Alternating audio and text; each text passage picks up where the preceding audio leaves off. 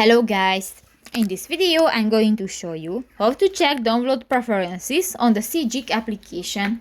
But first of all, I just want to mention, please don't forget to subscribe to our channel, because at 100,000 subscribers we are going to show you our YouTube revenue statistics and growth strategy, how to make money online. So let's jump into it. First of all, open the application on your device. New, click to the three lines at the upper right corner of the screen, and here click to the second button, the settings.